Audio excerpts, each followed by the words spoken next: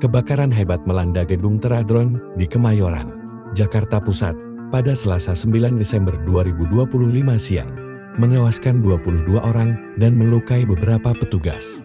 Api diduga berasal dari ledakan baterai drone di lantai 1, yang berfungsi sebagai gudang penyimpanan. Kobaran api cepat menyebar ke lantai atas, memicu kepanikan di antara karyawan yang sedang istirahat makan siang. Banyak korban ditemukan dalam kondisi lemas akibat kekurangan oksigen, bukan luka bakar.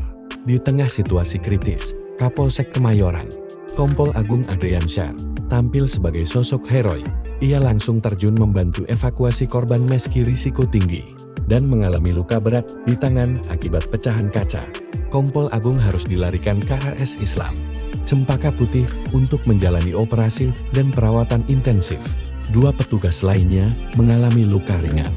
Sebanyak 19 karyawan berhasil diselamatkan, sebagian melalui tangga darurat damkar.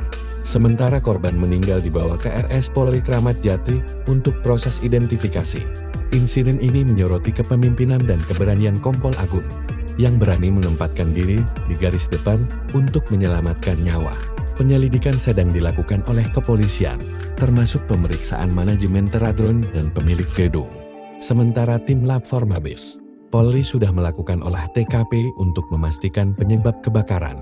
Tragedi ini menjadi pengingat pentingnya akses evakuasi yang aman dan kesiapsiagaan darurat di gedung perkantoran.